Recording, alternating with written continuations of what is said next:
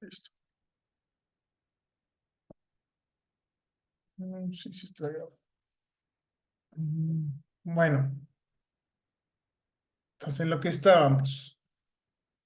Pues ya vimos qué podemos llegar a hacer con un balance microscópico eh, y cuál es la diferencia con el balance macroscópico. Ahora vamos a ver un poquito lo que serían los fenómenos de transporte. Y vamos a empezar entendiendo los mecanismos de los fenómenos de transporte. Normalmente nos van a interesar tres: el transporte de energía térmica, el de especies químicas y el de momentum. El de especie, está el de masa también, pero normalmente lo confunden con el de especies químicas. Las especies químicas son cuando están viendo cómo se mueve un compuesto en específico, y el de masa sería cuando se mueve como la totalidad de la fase o la totalidad de la mezcla de especies, ¿no? Ya si quieren ver el transporte de una sola, pues sí, ya ven especies químicas, ¿no? Ahora, queremos ver esos, y nuestro interés al final es llegar a esta ecuación, ¿no? Tenemos que llegar a nuestra ecuación de balance: entradas menos salidas más términos fuente igual a la acumulación. ¿Por qué queremos saber los mecanismos? Porque queremos saber qué forma tiene esta parte: entradas menos salidas. Queremos saber cómo puede entrar y cómo puede salir cada una de esos, de esas cantidades. En el caso del calor, pues puede haber conducción, convección y radiación. La conducción es la que se da a cabo cuando hay en contacto dos materiales que tienen una temperatura diferente. Al final, pues esa conducción se lleva porque hay un gradiente de temperatura. Entonces, ese gradiente de temperatura hace que haya una transferencia de calor, que la temperatura busque ser homogénea, ¿no? Al final, la temperatura es una forma de cuantificar la energía que tienen los átomos del material. Entonces, quieren esos átomos tener la misma energía en todo el material, así que se transporta al interior. La convección es cuando hay agitación. Si nosotros agitamos, aceleramos esa transferencia de calor. Y la radiación se da entre superficies y se da a temperaturas muy elevadas, es cuando tiene una importancia, porque depende de una temperatura a la cuarta. Entonces, entre más alta sea, pues más impacto va a tener, ¿no? Pues es la energía que nos proporciona el sol también, ¿no? En cuanto al transporte de masa, pues tenemos difusión y convección. Vean, otra vez está la convección. La convección es porque hay agitación nuevamente. La difusión es cuando hay un gradiente de concentración. Cuando hay un gradiente de concentración, va a haber un movimiento adentro para intentar igualarse esa concentración mediante difusión principalmente, ¿no? El átomo va a ver que hay menos de él mismo en el otro lado y entonces va a moverse, ¿no? Para que la concentración sea igual. Entonces, ese movimiento atómico, pues es la difusión. Va a difundir dentro de la mezcla o dentro de nuestra fase, nuestro dominio. Y tenemos el transporte de momentum, que es el que estamos viendo actualmente. Y en ese caso también va a haber convección otra vez, que es movimiento, y va a haber difusión o transporte viscoso.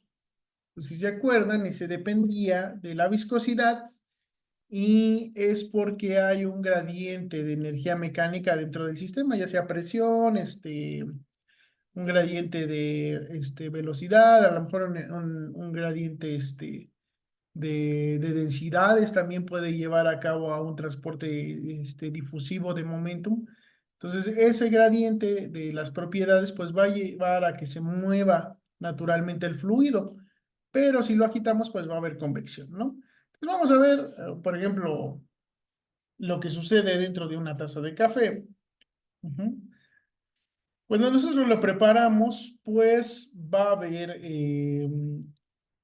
un gradiente de concentración, ¿no? Yo le meto la taza de café, digo, la cucharada de café, la cucharada de azúcar, y ese café y ese azúcar por sí solos podrían mezclarse adentro de lo que sería mi taza de café. Ujú. Em, Eso sería por difusión. Entonces, por pura difusión, el café va a empezar como a pintar, ¿no? Y entonces han visto que se generan como unos hilillos de color. antes de que ustedes lo agiten, porque normalmente lo van a agitar. ¿Por qué? Porque sí puede alcanzar el equilibrio, pero va a tardar muchísimo. Entonces yo para acelerar ese proceso, pues agito, ¿no? De manera que mi café esté homogéneo, que tenga la misma cantidad de azúcar y la misma cantidad de café en todos lados.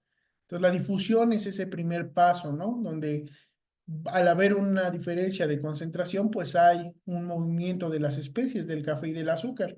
Pero si yo quiero que sea más rápido, pues lo voy a agitar, voy a meterle convección. Ahora, dentro de este sistema, pues también hay transporte de calor porque estamos metiendo un líquido caliente adentro de una taza fría.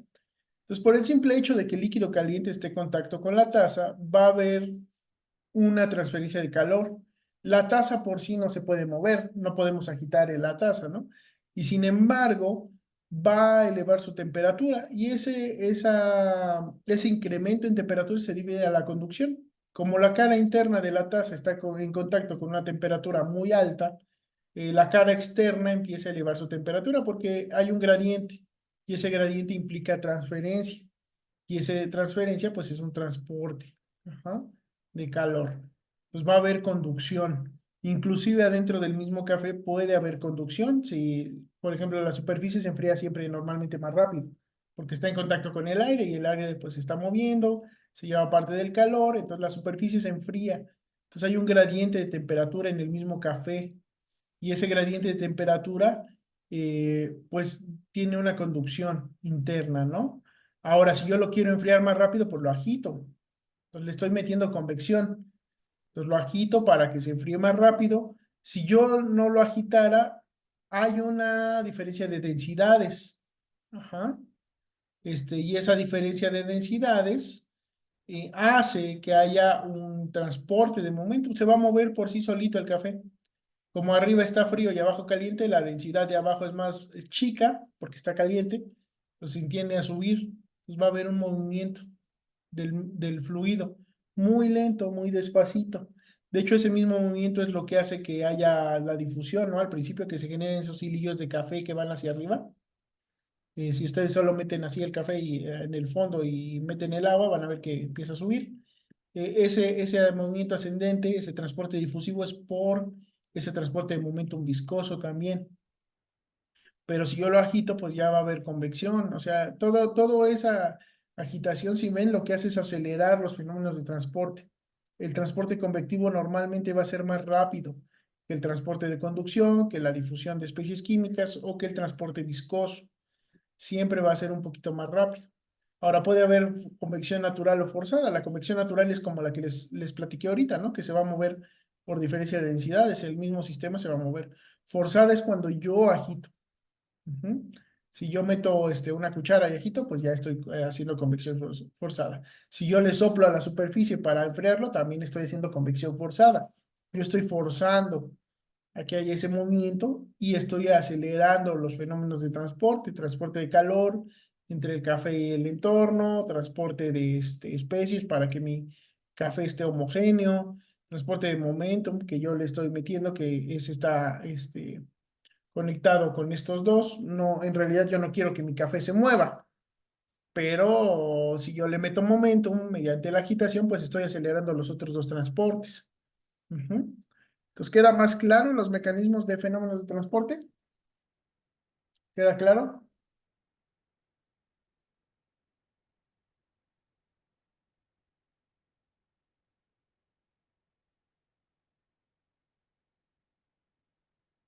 Ok. Bueno, entonces dentro de los mecanismos de fenómenos de transporte hay un concepto que se llama capa límite. Cuando nosotros tenemos un fluido que se está moviendo al interior de un sistema, o inclusive aquí, por ejemplo, va a haber una capa muy pequeñita eh, de ese fluido que va a tener una velocidad baja. Eso se llama condiciones no deslizamiento. Entonces, una capita va a tener la misma velocidad que tendría el recipiente que lo está conteniendo. En este caso es estático. Pues inclusive si yo lo agito, si yo le meto convección, eh, esa pequeña capa va a tener esa velocidad cero y esa se llama capa límite. Ujú. Puede ser con un sólido o un líquido, o puede ser en una interfase. También entre fases puede haber capas límites, ¿no? Entonces son capas en las cuales el transporte no puede ser gobernado por convección. Ujú. No va a haber transporte convectivo, va a ser un transporte gobernado por conducción si es calor, por difusión si es especies químicas, o viscoso si es momentum, ¿no? Entonces va a haber una capa límite. Entonces vean, por ejemplo, aquí que estamos representando gráficamente lo que serían los fluxos. El convectivo siempre va a ser más grande que el difusivo va a ser chiquito, ¿no? El transporte difusivo sería la convección, digo, la conducción, la difusión o el transporte viscoso. El convectivo siempre es por el movimiento del fluido. Entonces, ese siempre va a ser mayor que el difusivo en sistemas que tienen agitación, ¿no? Si tiene agitación, la convección siempre va a acelerar los fenómenos de transporte. Entonces, el flux total, pues sería la suma de estos dos, del convectivo más el difusivo. Y les digo, va a haber una pequeña capita que siempre va a estar controlada por esta difusión, ¿no? Va a estar controlada por los transportes que no implican movimiento, porque hay una capa que no va a tener movimiento, esa capa límite. Y va a tener un diferente espesor dependiendo de si se trata de transporte de especies químicas, de calor o de momento, ¿no?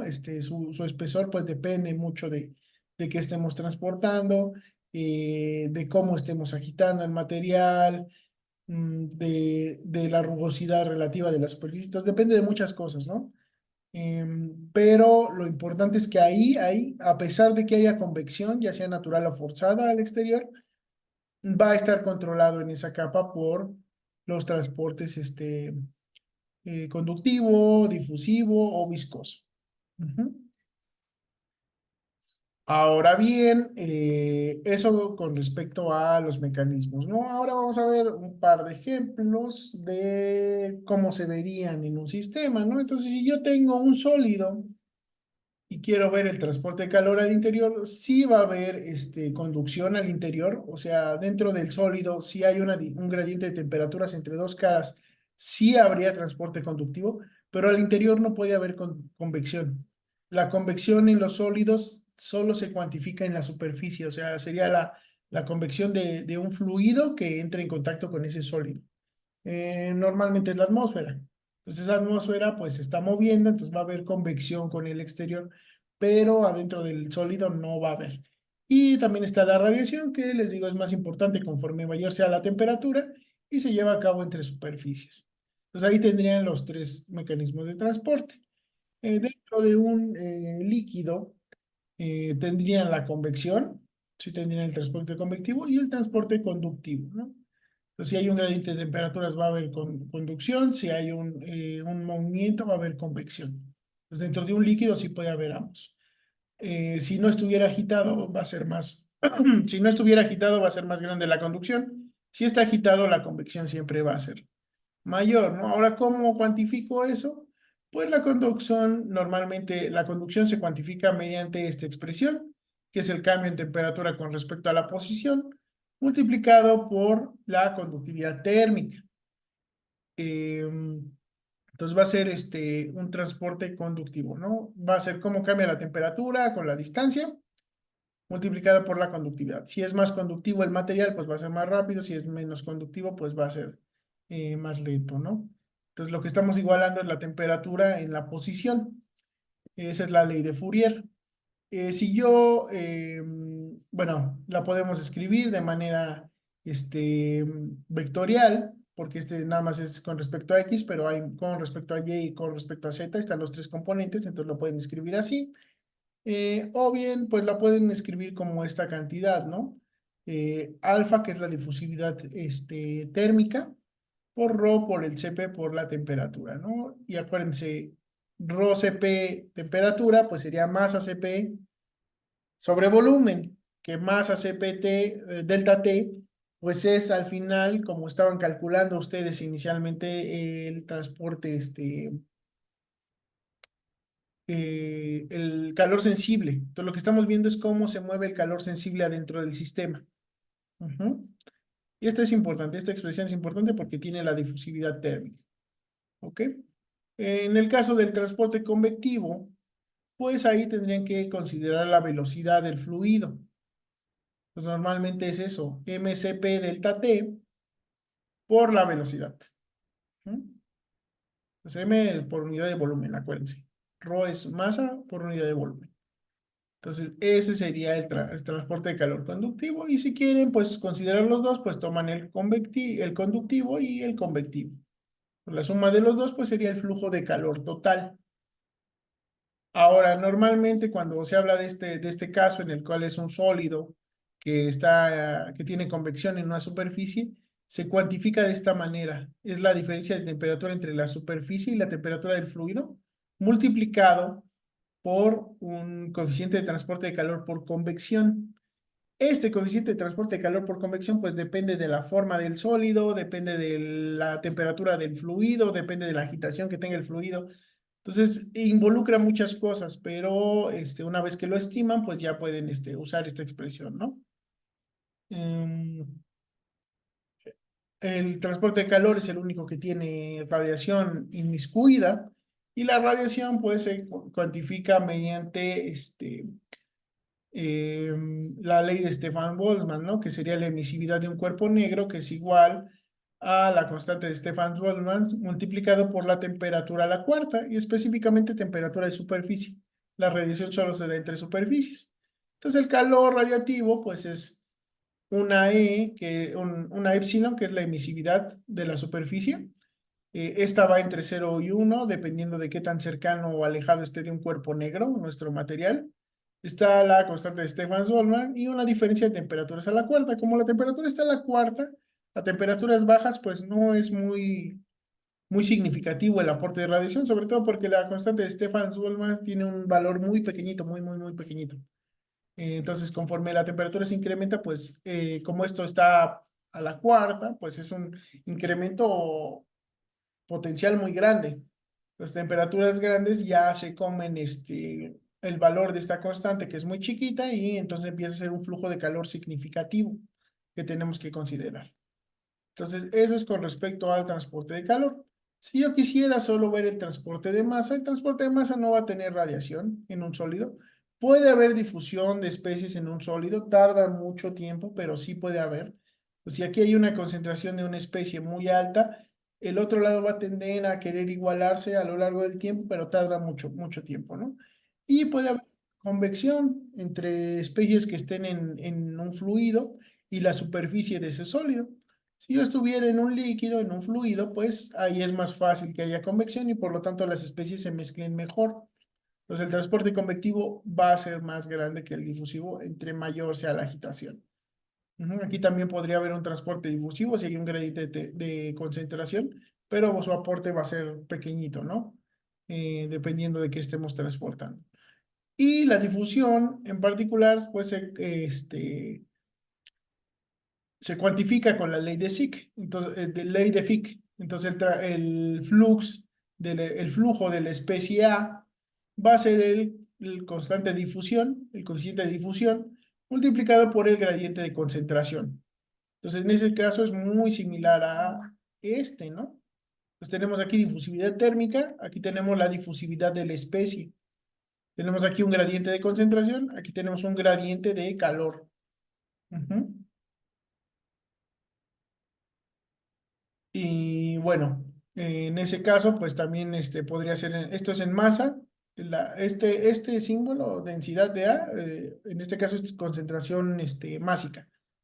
Eh, También lo podemos hacer con moles, entonces el coeficiente de difusión va a cambiar. Si lo hacemos en masa, pues es diferente a que si lo hacemos en mol. Hay que hacer la conversión pertinente, pero pues sí va a ser un gradiente de concentración, ya sea másica o molar. Entonces eso es el difusivo. Convectivo, nuevamente, pues tenemos que considerar la velocidad a la cual está moviéndose el fluido. Y en este caso, pues simplemente es la concentración por la velocidad, ¿no? Sería el flux. Entonces, si queremos considerar el flux total, pues tenemos que sumarle el difusivo más el convectivo. En el caso de que esté entre una superficie sólida y un fluido, pues va a ser muy similar al de calor. Ujú.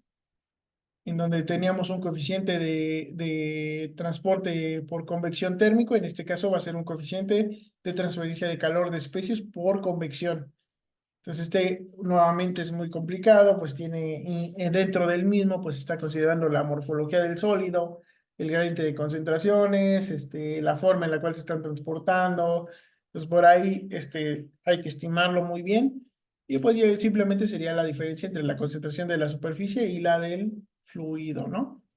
Entonces es muy similar, si ven, son muy similares las ecuaciones. Simplemente cambia lo que estamos transportando. Y por eso, cuando vemos esta ecuación, pues simplemente lo que tenemos que identificar es qué forma tienen las entradas y salidas, qué forma tienen los términos fuentes, qué forma tiene la acumulación. Pero son muy similares los fenómenos de transporte. En este caso, pues no hay radiación, no hay radiación.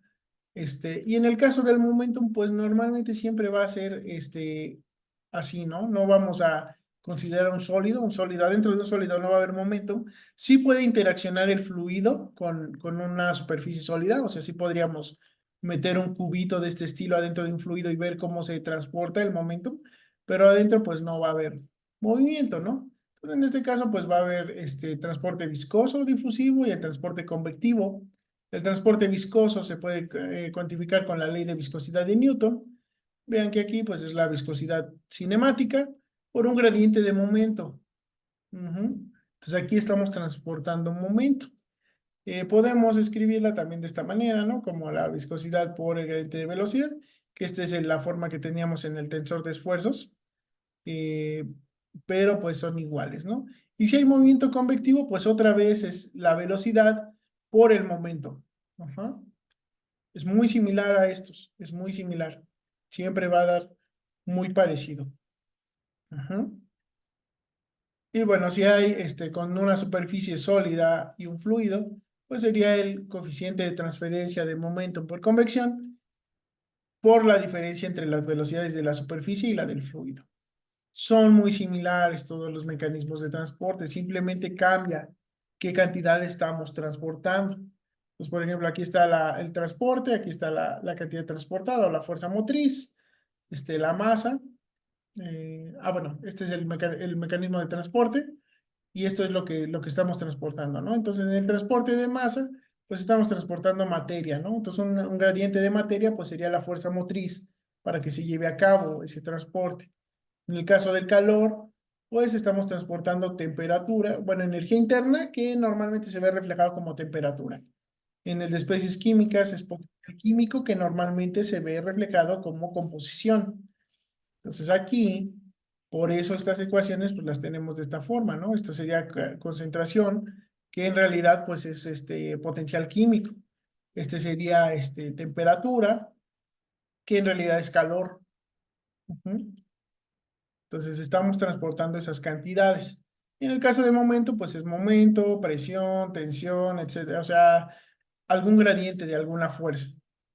Los mecanismos de transporte, pues para masa son difusión y convección, para calor, conducción, convección y radiación, para especies químicas, difusión y convección, y para momentum puede ser transporte viscoso o difusivo y convectivo.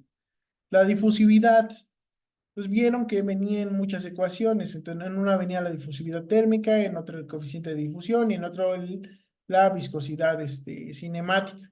Todos estos se llaman difusividades, ¿no? Dependiendo de qué cantidad estemos transportando. Aquí en la de masa no le puse porque no hay como tal. Y bueno, nos dan una idea de qué tan bueno es el sistema para transportar esa especie. Tenemos el coeficiente convectivo, que puede ser H, Kc o el coeficiente convectivo de momentum. Entonces, uno de estos los tenemos que estimar, depende de muchas cosas, hay que estar viendo cómo se calcula, ¿no? Y la ecuación diferencial asociada, pues va a ser vectorial en masa, vectorial en calor, vectorial en especies químicas y tensorial en momento, ¿no? Entonces son muy similares, simplemente lo que estamos identificando es cómo vendrían las entradas y salidas.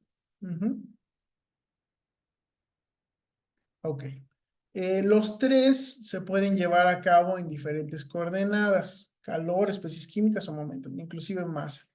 Entonces puede haber transporte en coordenadas cartesianas, ¿sí?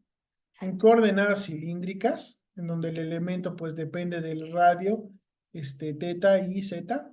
En el caso de cartesianas, pues es x, y, z. Y puede ser inclusive en coordenadas esféricas, ¿no?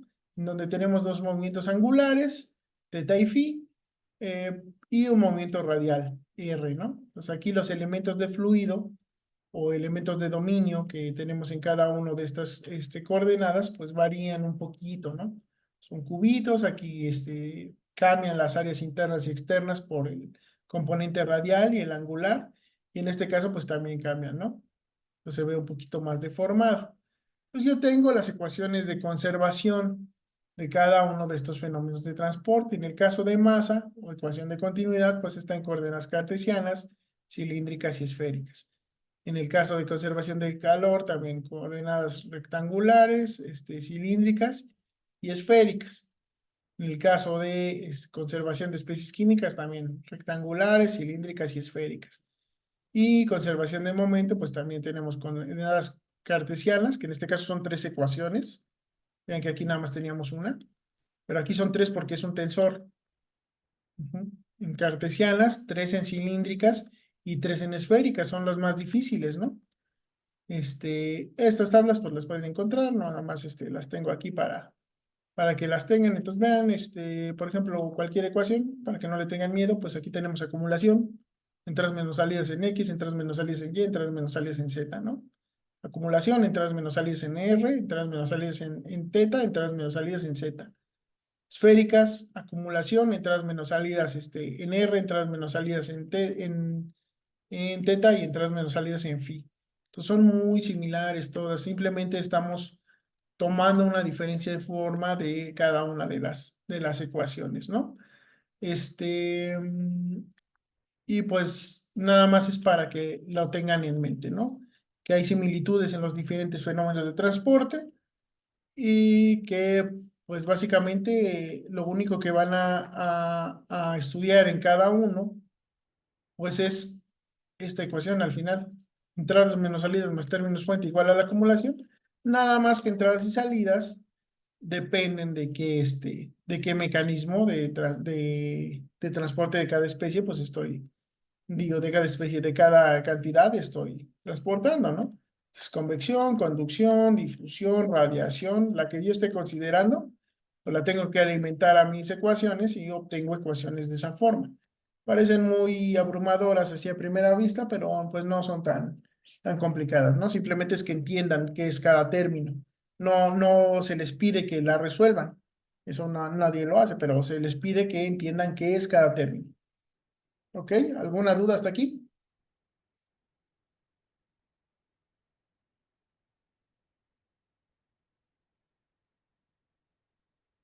De los fenómenos de transporte, ¿queda claro?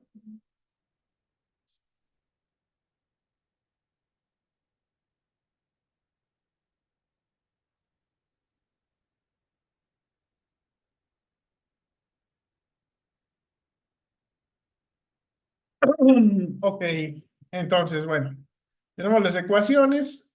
Ahora vamos a pasar a entender perfectamente las ecuaciones de transporte de momentum, que es el fenómeno de transporte que ahorita nos interesa. No nos interesa calor, especies químicas, nos interesa el momentum. Estas las van a ver en cursos posteriores. Ahorita van a ver esto.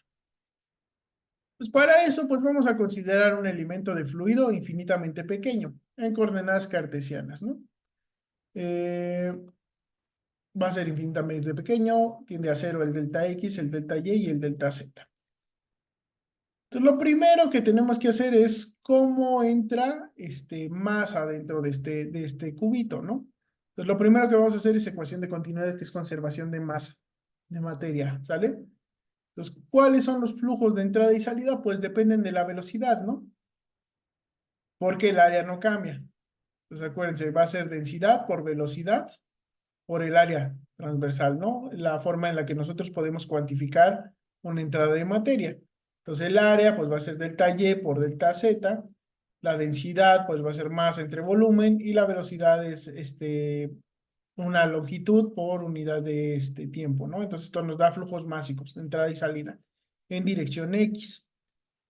También tenemos entradas y salidas en dirección Y, nuevamente área, delta X por delta Z, densidad y velocidad, ¿no? Que eso nos da un flujo másico. Entrada y salida en dirección Y, este es un flujo másico en dirección X. En dirección Z también tenemos un flujo másico, ¿ok? Que va a ser el área, delta X por delta Y, por la densidad, por la velocidad que lleve, ya sea de entrada o de salida. Entonces, dependiendo del signo que lleve la velocidad o la dirección que lleve la velocidad, pues va a ser si es entrada o salida. Eso sería lo que consideraríamos. También consideramos la acumulación. La acumulación va a ser el cambio con respecto al tiempo de cualquier cosa. En este caso va a ser el cambio de densidad, que es masa por unidad de volumen. El volumen, pues lo tenemos que considerar, ¿no? Entonces va a ser el delta X, delta Y, delta Z, por el cambio de la masa por unidad de volumen con respecto al tiempo. Como se multiplica el volumen con el volumen, pues al final nos queda el cambio en masa con respecto al tiempo. Esa sería la acumulación. Entonces tenemos entradas menos salidas en X, entradas menos salidas en Y, entradas menos salidas en Z, acumulación. ¿Cómo me queda mi ecuación? Pues entradas menos salidas en X, más entradas menos salidas en Y, más entradas menos salidas en Z, igual a la acumulación. Si yo divido todo por unidad de volumen, pues me va a quedar de esta forma. Y esto de aquí es muy similar a la definición de derivada cuando tiende a cero, ¿no? Cuando delta X tiende a cero, pues sería la función evaluada en X más la función evaluada en X más delta X, menos la función evaluada en X más delta X. Eso es la derivada, pero está al revés, ¿no? Porque en la definición, pues el punto posterior es el que va primero menos el punto anterior. En este caso está al revés, por lo tanto lleva un signo negativo. Entonces va a ser el negativo de la derivada de la densidad por la velocidad con respecto a X, más la derivada de la densidad por la velocidad en Y con respecto a Y, más la derivada de la densidad por la velocidad de Z con respecto a Z, igual a la acumulación, que es el cambio en la densidad con respecto al tiempo. Entonces aquí entradas menos salidas en X, entradas menos salidas en Y, entradas menos salidas en Z, igual a la acumulación. Y esta de aquí es la ecuación diferencial de balance de materia o ecuación de continuidad en coordenadas cartesianas.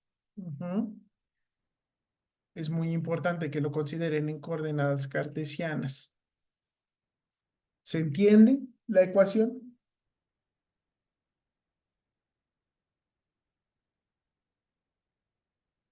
¿Dudas hasta aquí? ¿Comentarios?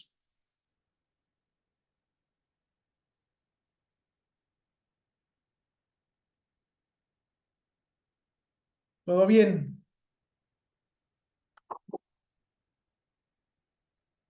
¿Todo bien? ¿Todo bien? Ok. Ok, ok, ok. Entonces, bueno, aquí salimos y entonces esto de aquí ya vimos que se puede escribir como un gradiente. Entonces el gradiente de la densidad por la velocidad, que es el momento por unidad de volumen. Entonces este gradiente pues es igual a la acumulación. En estado estacionario pues esto es cero. Entonces el gradiente va a ser igual a cero.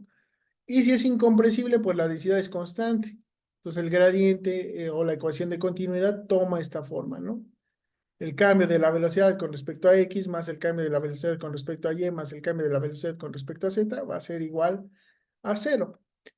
Esto mismo pues se puede hacer en coordenadas cilíndricas y en coordenadas esféricas, de manera que obtenemos nuestras ecuaciones diferenciales de conservación de masa o de continuidad, coordenadas cartesianas, cilíndricas y esféricas. ¿Ok? ¿Dudas?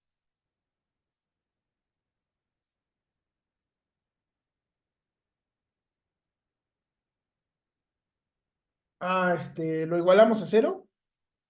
La acumulación se hace cero. Pero como la acumulación es cero, pues el signo negativo ya no tiene mucho sentido que lo conservemos, entonces por eso se pasa a positivo.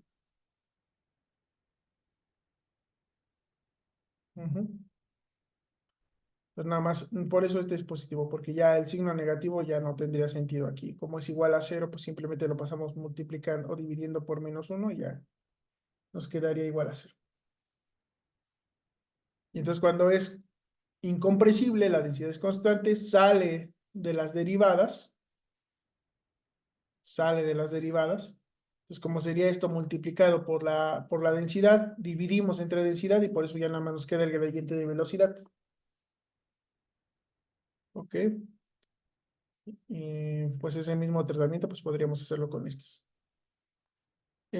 Ok, eso sería la ecuación de continuidad. ¿Por qué vemos ecuación de continuidad? ¿Se acuerdan que cuando hicimos balances de energía térmica, lo primero que hicimos fue dejar muy en claro que siempre se tiene que conservar la masa? En este caso es lo mismo. Esta es la conservación de masa. Siempre se tiene que resolver, independientemente del problema. La masa se tiene que conservar. Entonces, siempre hay que considerar esta ecuación. ¿Ok? Este sería el equivalente a resolver. Esto sería el equivalente a resolver mi balance de materia macroscópico antes de seguir con el problema. Entonces, hay que hacer esto. ¿Ok? Ahora, pasamos ahora sí a lo que sería la conservación de momentum, que esta sería la ecuación de Navier-Stokes.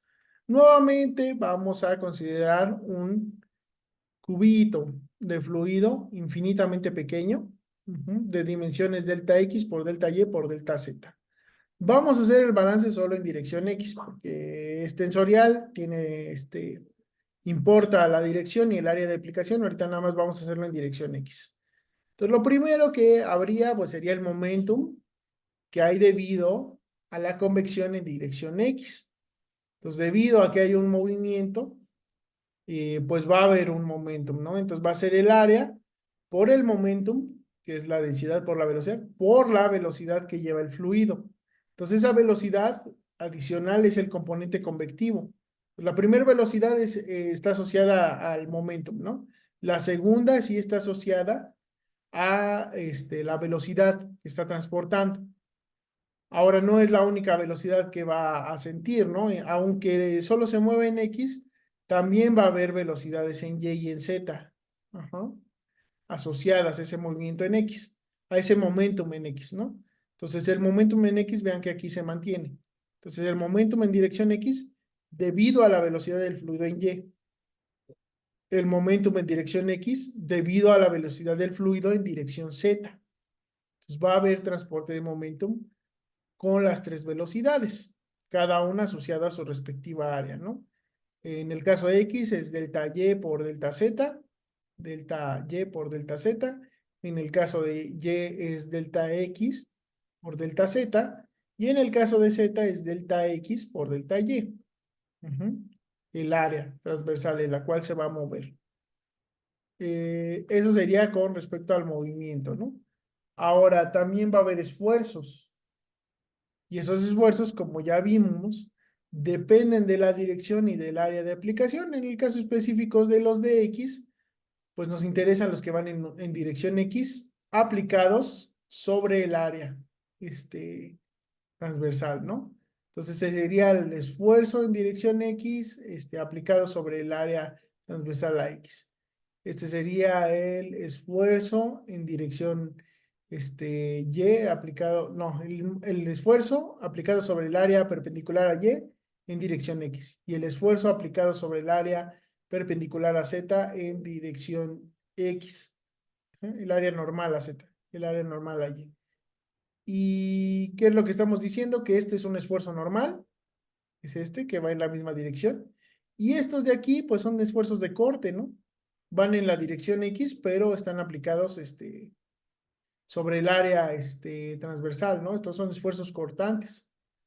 Entonces tenemos esfuerzos normales y esfuerzos cortantes, cada uno sobre su respectiva área de aplicación en dirección X delta Y por delta Z, dirección Y delta X por delta Z, dirección Z delta X por delta Y. Entonces van todos en dirección X, pero normal y cortantes. También tenemos el aporte de la diferencia de presión. En este caso solo nos interesa en dirección X. Entonces simplemente va a ser la diferencia de presión en esa dirección X. Entonces va a ser delta Y por delta Z. Y finalmente los términos fuentes. Los términos fuentes son fuerzas de cuerpo, FB, body forces. Solo nos interesan las que van en dirección X, no en dirección Y ni en dirección Z. Por ejemplo, si hubiera gravedad y estuviera en dirección Z, no la consideraríamos como una fuerza en X. Pero si este cubo está ligeramente inclinado y hay un aporte de la gravedad en dirección X, pues hay que considerarlo. Podrían ser fuerzas electromagnéticas también, podrían ser fuerzas de arrastre. Pues cualquier fuerza que esté en dirección X la tenemos que considerar aquí. Como son términos fuentes, se aplican sobre todo el volumen y pues van por unidad de volumen, ¿no? En este caso, pues como es una presión que sobre esa área o son tensores que solo van en área, pues no consideramos todo, ¿no? Ahora sí, recapitulamos. Entonces tenemos entradas menos salidas convectivas, ¿ok? Entonces tenemos que considerar esas tres. Entonces las copiamos. Convectiva en X, convectiva en Y, convectiva en Z. ¿Ok? Tenemos el tensor de esfuerzos en dirección X, ya sea esfuerzos normales o de corte. Entonces, esfuerzo normal a X y esfuerzos de corte en dirección X. Tenemos el gradiente de presión en dirección X. Gradiente de presión en dirección X. Tenemos las fuerzas de cuerpo, que son los términos fuente, que solo nos interesan en dirección X. Y tenemos la acumulación, que es el cambio de momentum en dirección X con respecto al tiempo. También tenemos que considerar igual a la acumulación. Entonces tenemos la misma ecuación, nada más que pues hay varios componentes. Si divido todo por unidad de volumen, pues otra vez tengo la definición de densidad negativa aquí, de diferencial negativa, de definición de diferencial negativa, definición de diferencial negativa, definición de esfuerzos, también es una de diferencial, ajá. Aquí otra vez una diferencial, pero negativa porque va el punto posterior antes del anterior, las fuerzas de cuerpo, que eran volumínicas y simplemente se dividieron, y la acumulación, que también es volumínica y simplemente se dividió. Entonces, como esto tiene forma de diferencial, pues nosotros lo podemos reescribir de esta forma, ¿no? Entonces sería el momentum en dirección X debido a la convección por la velocidad en X. El momentum en dirección X debido a la convección en dirección Y. El momentum en dirección X debido a la convección en dirección Z. El esfuerzo normal, el esfuerzo de corte en dirección X sobre el área Y y el esfuerzo de corte en dirección X sobre el área Z. El gradiente de presión en X, las fuerzas de cuerpo y la derivada del momentum con respecto al tiempo, que esta es la acumulación. Entonces aquí esta es nuestra ecuación diferencial de balance de momentum en dirección X nada más. Pero yo también necesito la dirección Y y la dirección Z porque esto es un tensor. Entonces yo tendría que resolver estas tres ecuaciones para realizar un balance de momentum en coordenadas cartesianas y tenemos los tres componentes de momento.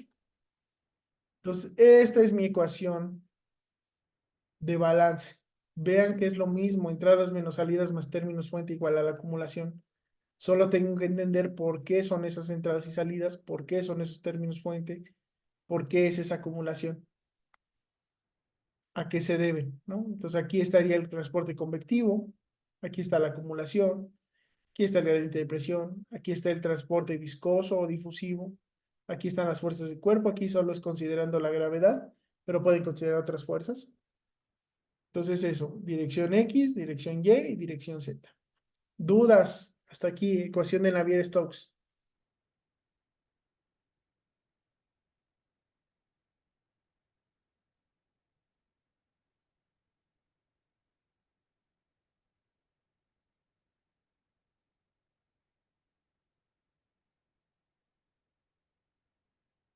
Entonces parece muy apantallante al principio, pero vamos a ver problemas muy sencillos, no se preocupen. Lo más importante es que entiendan qué es cada una de estas entradas y salidas, qué es cada término fuente y qué es la acumulación. ¿Cuál es el término de acumulación? Simplemente es eso.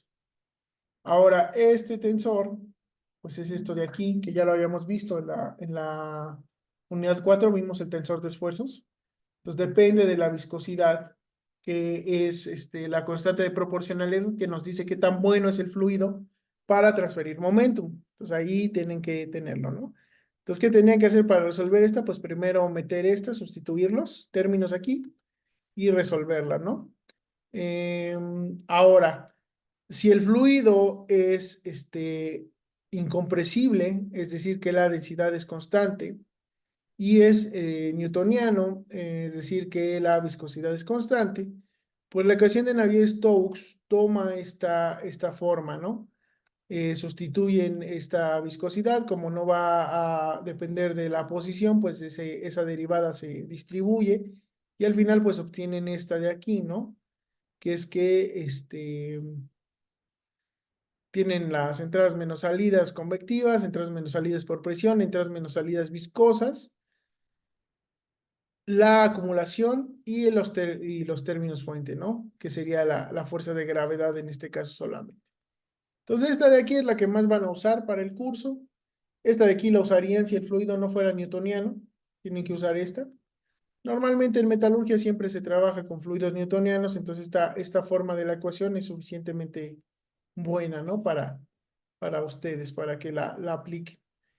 De la misma manera, pues podríamos calcularlo en coordenadas cilíndricas, en coordenadas esféricas. También tienen tres componentes porque también son tensores, tienen siendo esfuerzos. Y de esa manera, pues es lo que tenemos que resolver. Tenemos que resolver estas ecuaciones asociadas a la ecuación de continuidad. Entonces, primero siempre se tiene que resolver continuidad y Navier-Stokes para balances microscópicos de momentum laminares. Si hubiera turbulencia, además tendrían que agregarle las ecuaciones de turbulencia, como vimos el ejemplo del principio. Entonces, dudas hasta aquí. ¿Se ve posible? ¿Cómo se sienten de esta parte?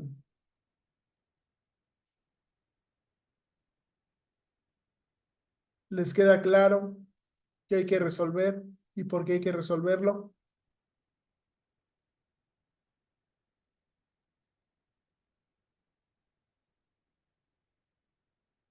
¿Todo en orden? Más o menos. Ok. Y ya con los ejercicios, pues van a ver que, pues no vamos a resolver una ecuación tan complicada. No podríamos, ni siquiera yo podría resolver esta ecuación con los tres componentes. Entonces, es muy complicado, ¿no?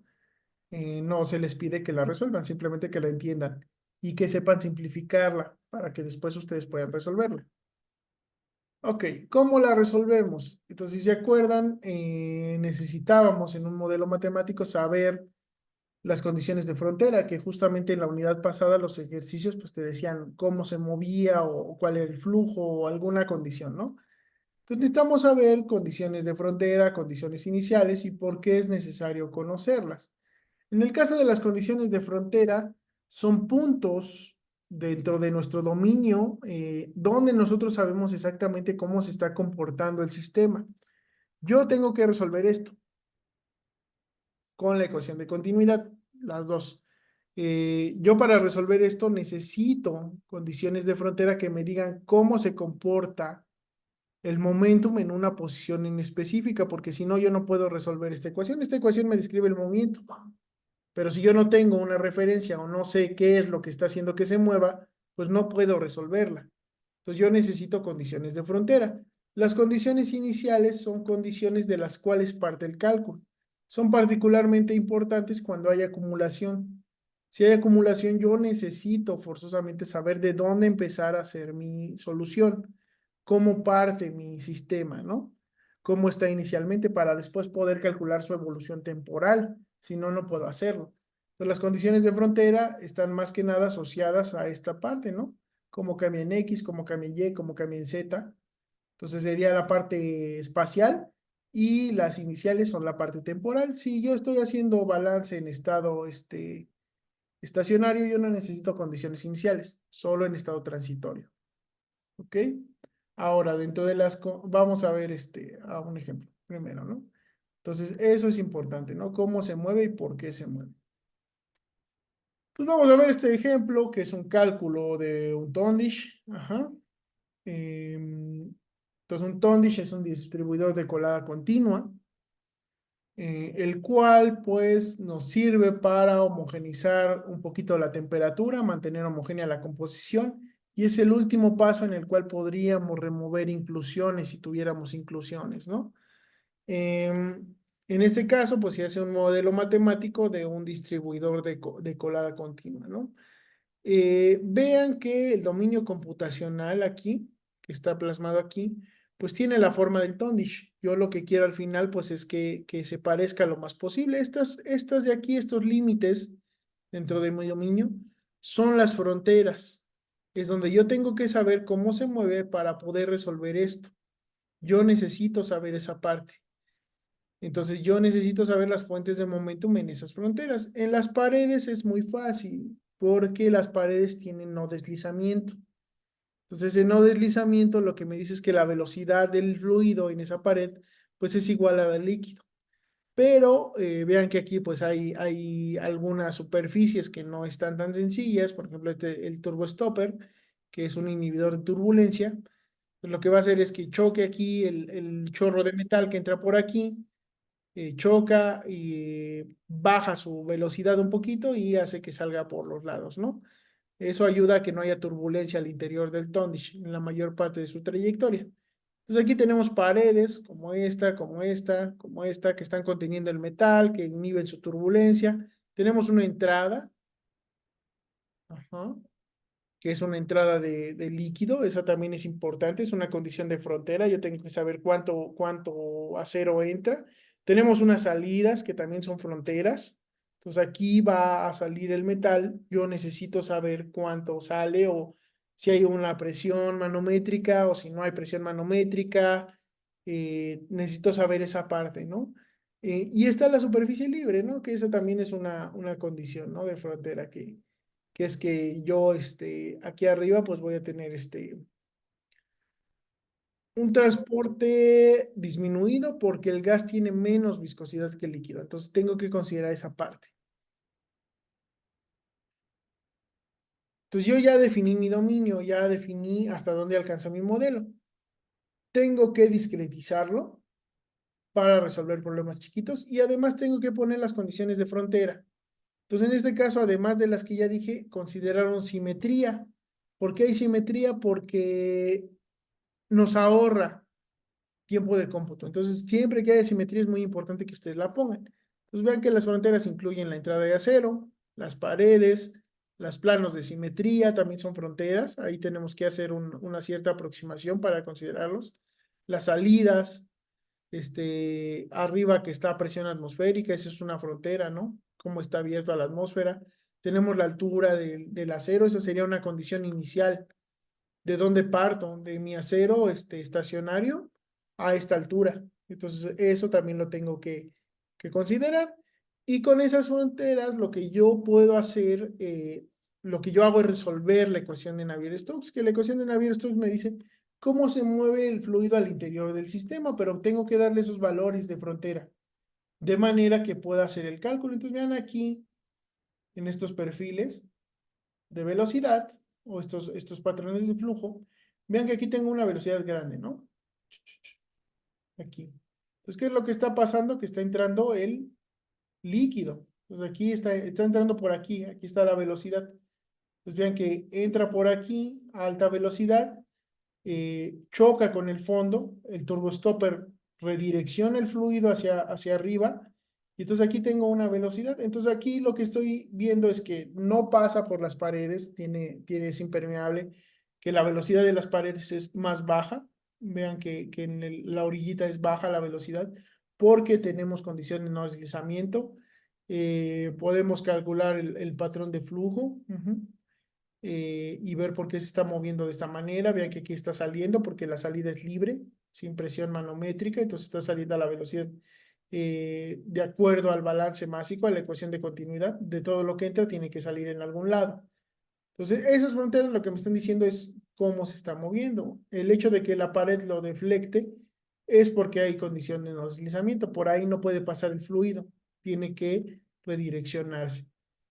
Entonces está entrando, está saliendo, aquí arriba está abierto a la atmósfera, entonces por ahí no va a haber entrada de acero, va a ser pura entrada de aire. en el caso de que entre algo. Si solo está saliendo, pues solo saldría salida de aire, ¿no? Entonces, eso sería la importancia de las condiciones de frontera. Yo las necesito para poder resolver mis ecuaciones de balance. Pues en este caso, pues tan sencillas, ¿no? Existen tres tipos de condiciones de frontera, dependiendo de cómo queremos que se comporte el fluido. Están las condiciones de tipo Dirichlet.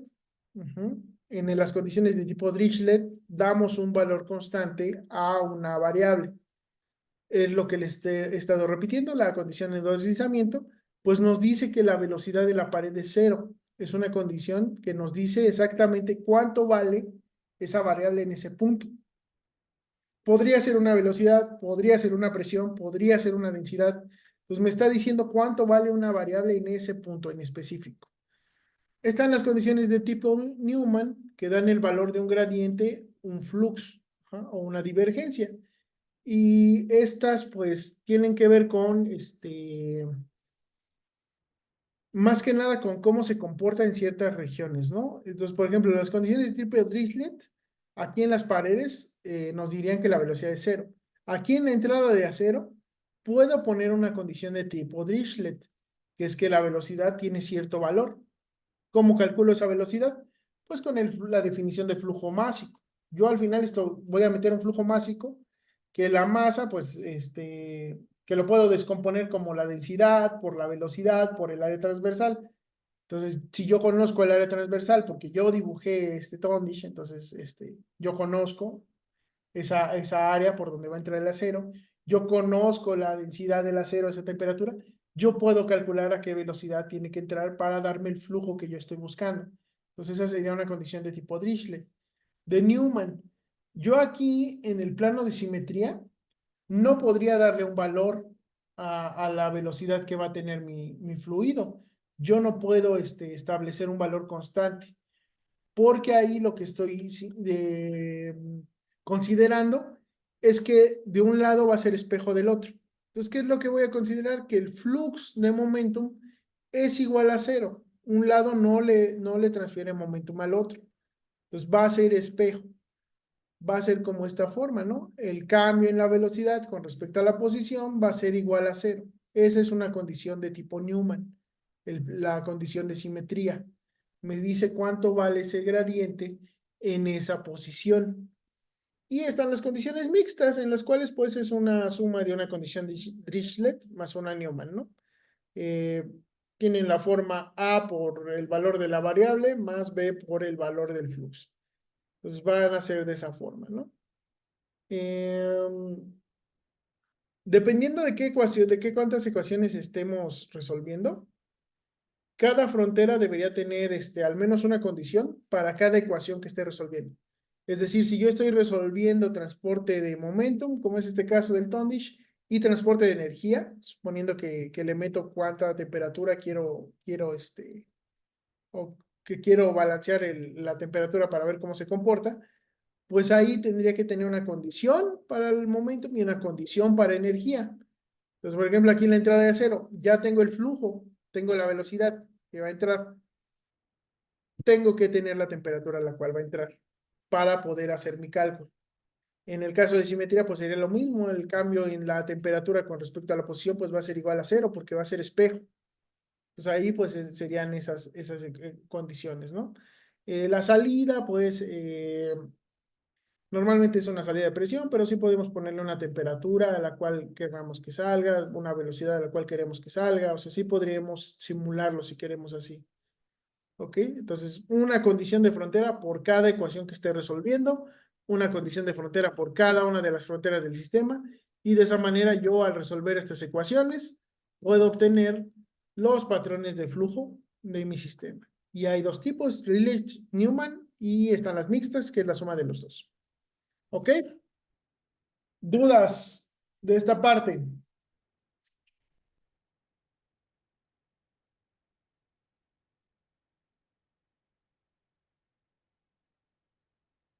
¿No?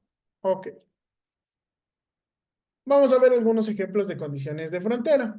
La primera que vamos a ver es la condición de no deslizamiento. Es una condición de tipo Dirichlet Y lo que me dice es que hay una capita de fluido muy cercana a las paredes que va a tener la misma velocidad de la pared.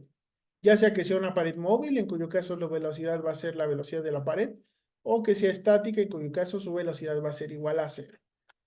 Tenemos la condición de simetría, esa es una condición de tipo Newman. Y lo que me dice es que no va a haber transferencia entre ambos lados de mi sistema.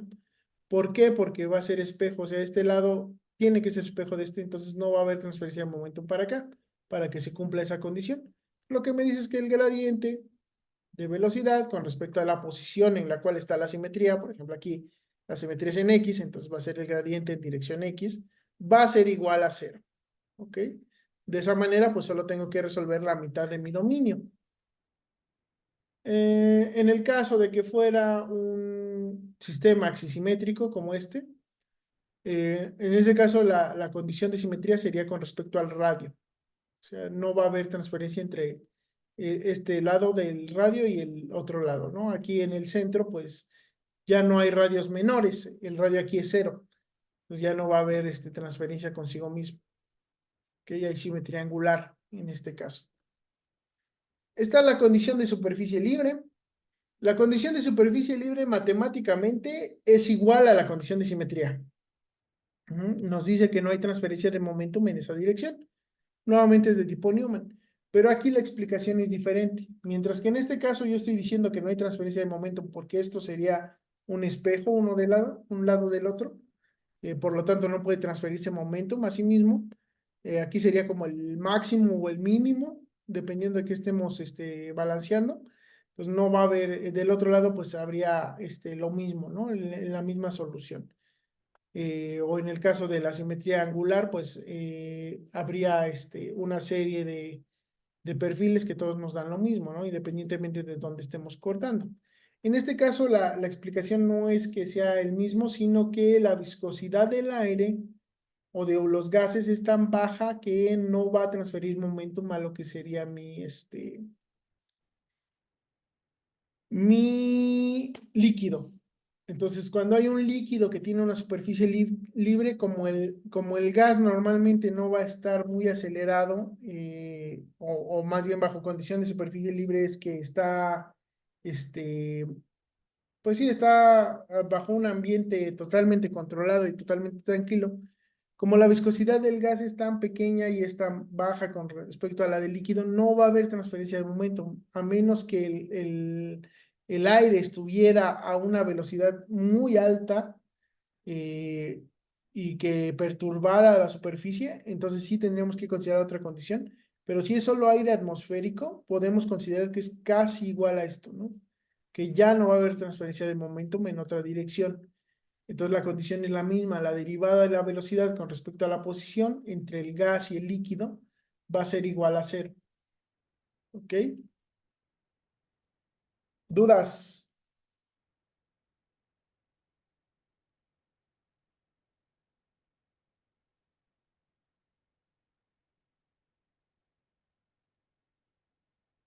Ok, no hay dudas. Bueno, también podemos tener condiciones de entrada o salida, en las cuales pues, podemos plantear flujos, gradientes de presión, velocidades en específico, presiones manométricas, si queremos que haya alguna succión, por ejemplo, con una presión de vacío, pues con las presiones manométricas, y pueden ser de tipo Dirichlet o Newman, ¿no? Entonces aquí simplemente es cómo se comporta en las entradas y salidas del sistema nuestro problema, ¿no? Nuestro proceso.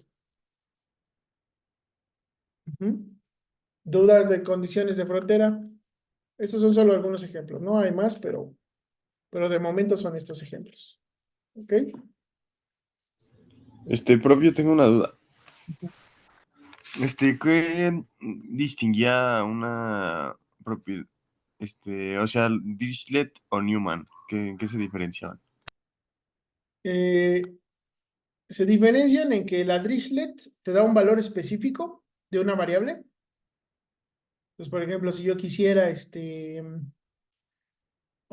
este caso, en el Tundish, saber cuánto es la entrada de metal, pues yo puedo calcular la velocidad de entrada, ¿no?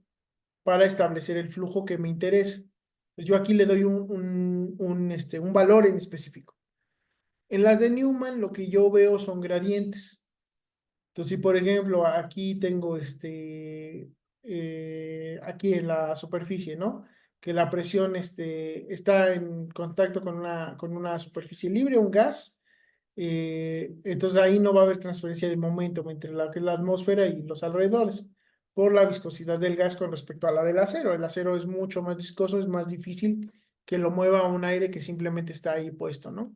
Entonces, en ese caso, lo que nosotros consideramos como una condición de tipo Newman es que no va a haber transferencia de momento, no va a haber un gradiente de velocidad entre la superficie libre y el resto de aire que lo rodea, ¿no?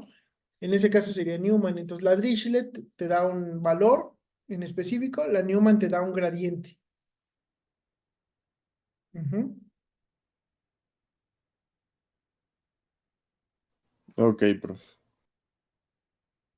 Un gradiente. ¿Y cómo la seleccionas? Pues depende de la física del sistema, ¿no? O sea, si la duda es cómo escojo entre una y otra, pues depende que esté simulando. Entonces aquí, por ejemplo, en la entrada de acero, no podría meterle un gradiente, porque por cómo se controla el flujo, yo tengo que meterle o un flujo másico o una velocidad. Ujú, para saber cómo se está moviendo. Aquí a la salida yo podría ponerle un flujo másico, una velocidad, podría ponerle una presión, si simplemente quiero que se simule cómo sale. Ajá. Si mi ecuación me va a resolver eso, el flujo de salida, pues ahí le pondría una presión manométrica de cero, ¿no? Nada más quiero ver cómo sale el metal. Entonces depende de la física del problema si yo considero o no considero condiciones Dirichlet o Newman. Dirichlet o Newman. Y bueno, las condiciones iniciales dependen de cómo partimos nuestro cálculo.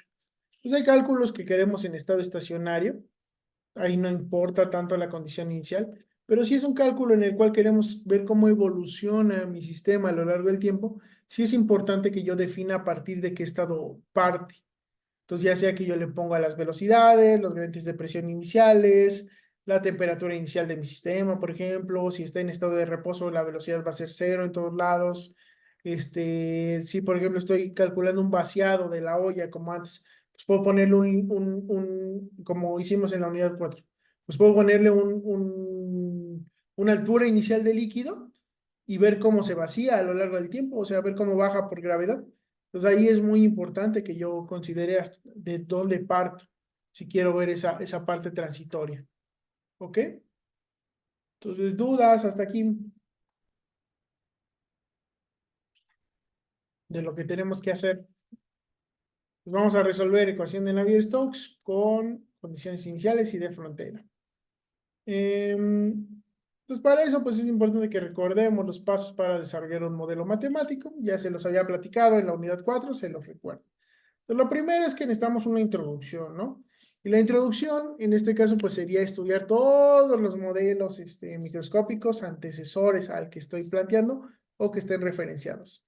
Investigar el proceso. Tengo que entender muy bien el proceso porque a partir del entendimiento del proceso, pues yo voy a poder dar condiciones iniciales y condiciones de frontera adecuadas para mi proceso, ¿no?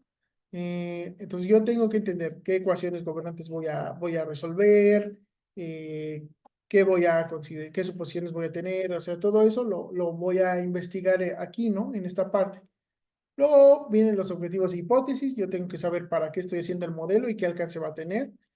Y empieza el planteamiento del problema. Entonces, en el planteamiento del problema ya defino perfectamente cuál va a ser mi alcance del modelo. Aquí en el ejemplo de Tondish, pues definieron este pedacito, ¿no? No simularon la olla que está vaciando, no simularon el molde de colada donde está llegando. Yo puedo extender el dominio y simular más, pero ya depende de cuál va a ser el alcance que yo quiera darle. Entonces aquí yo defino el alcance y qué suposiciones voy a tomar. Por ejemplo, aquí sí es bifásico, porque tiene una cierta altura inicial de metal líquido. Pero yo podría hacerlo con una sola fase, podría considerar que todo es metal. Se aleja un poco más de la realidad, pero a cambio pues va a ser un cálculo más sencillo, ¿no? Podría, si les digo, no considerar esta parte de arriba.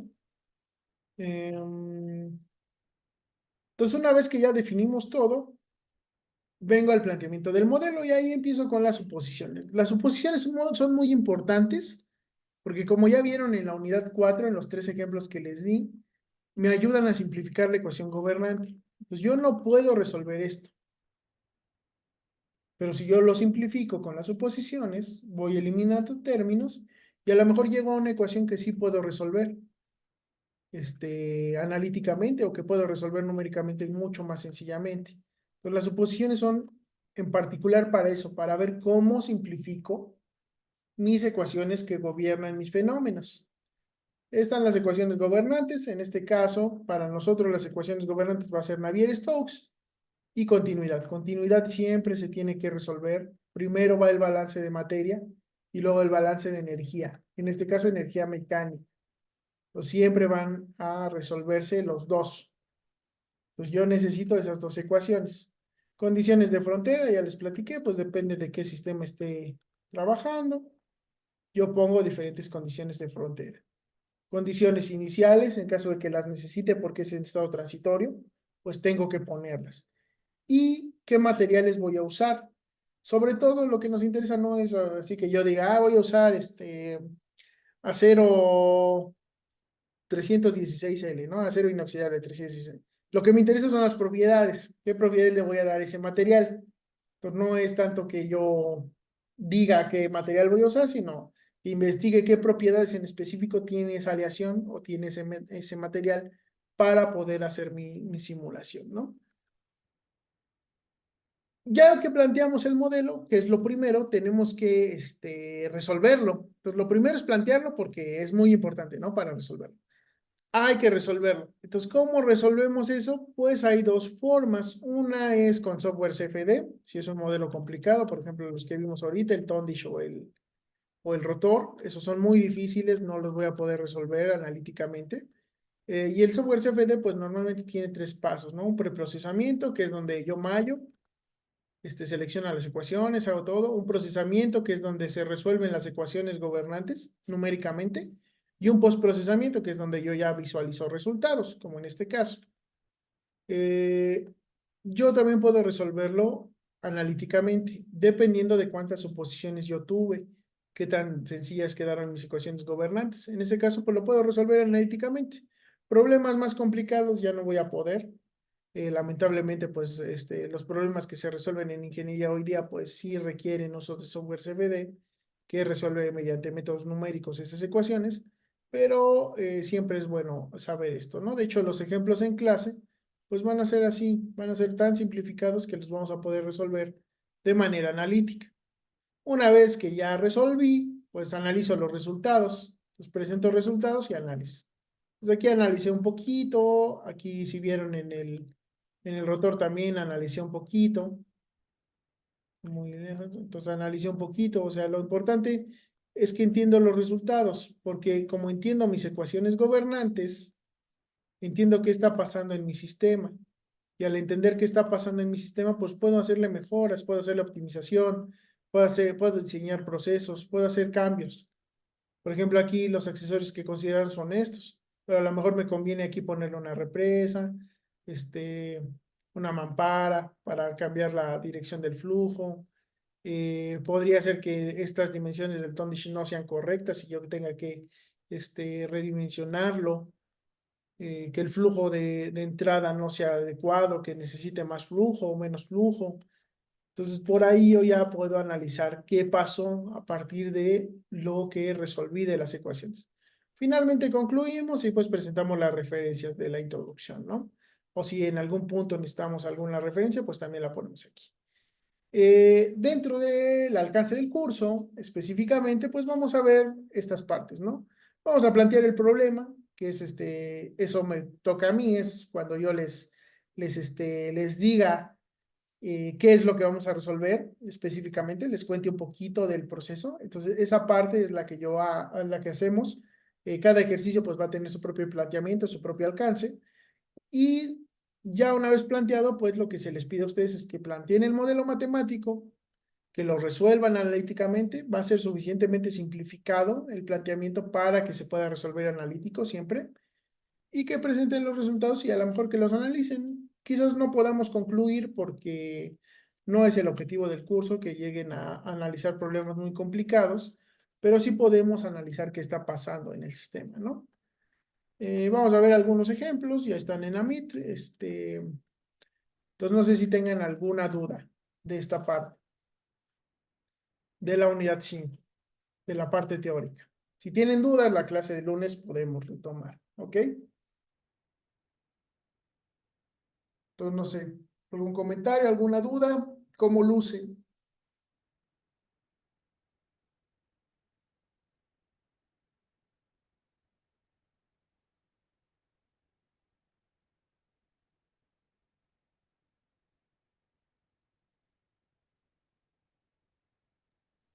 Pues por el momento no, profe, pero creo que sí es igual que los anteriores, un poco de práctica y estar realizando mucho ejercicio.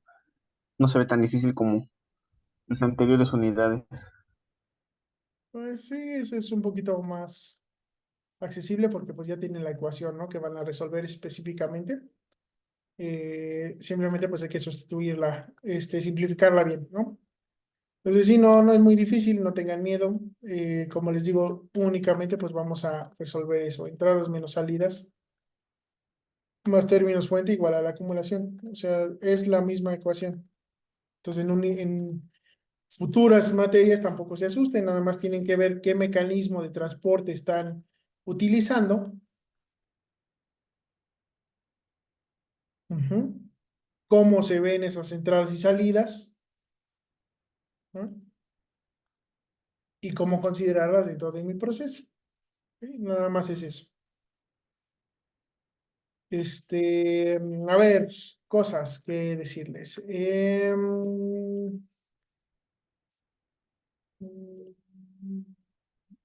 No guardé el cambio, ahorita lo guardo. De una vez, porque si no me va a olvidar. Sí, porque le cambiamos un poquito a la presentación entonces, para modificárselas. Em,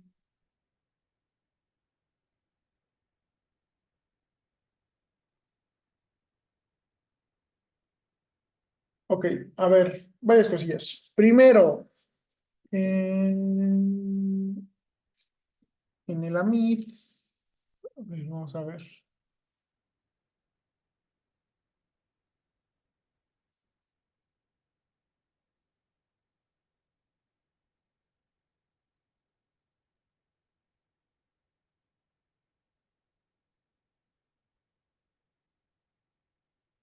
Déjenme, les comparto pantalla. Listo.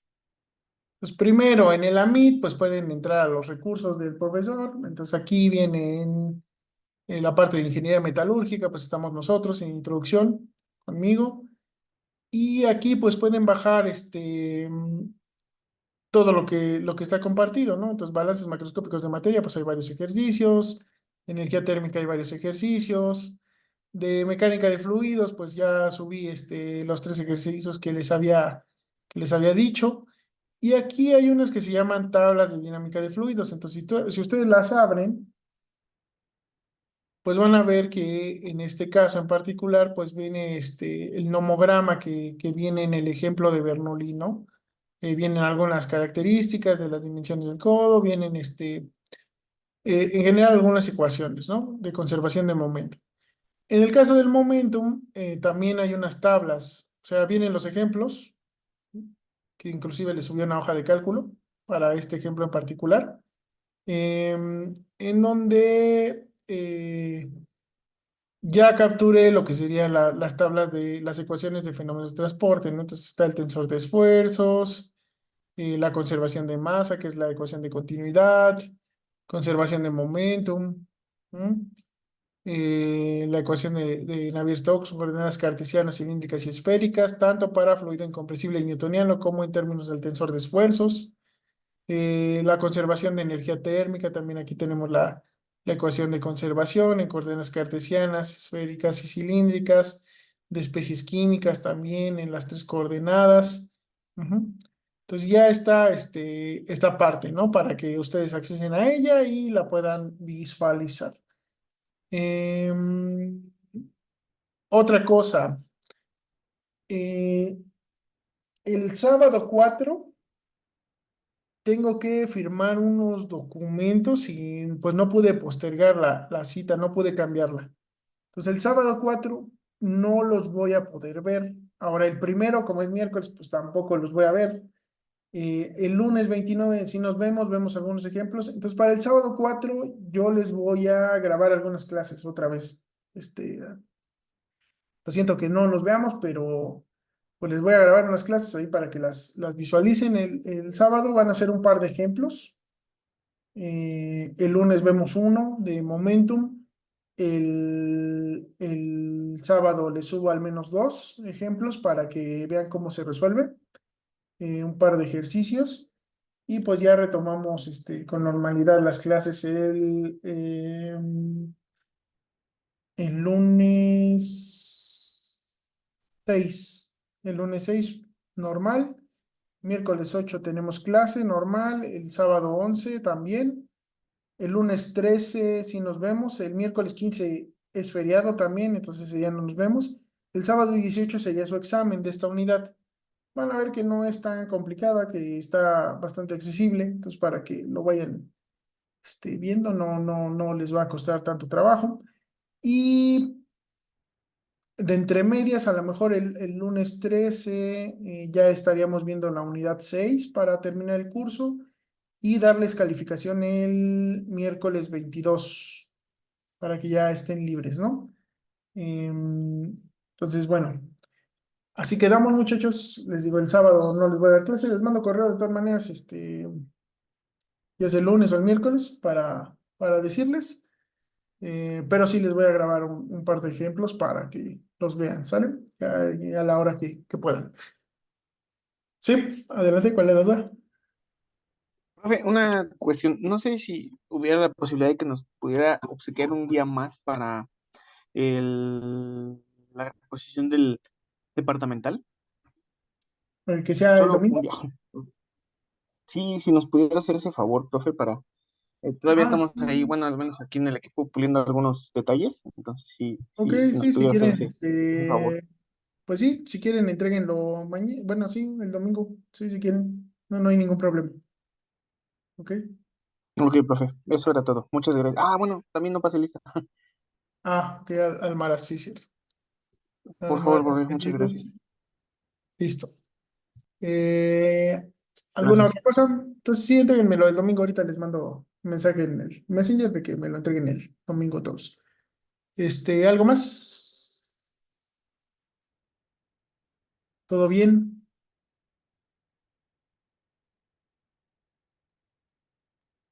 Solo era eso, profe. Gracias. Todo bien. Ok, entonces nos vemos el lunes, muchachos. Ahorita les subo la clase. ¿Sale? Gracias, profe. Hasta luego. Gracias, Hasta profe. luego. Nos vemos. Nos vemos, nos vemos.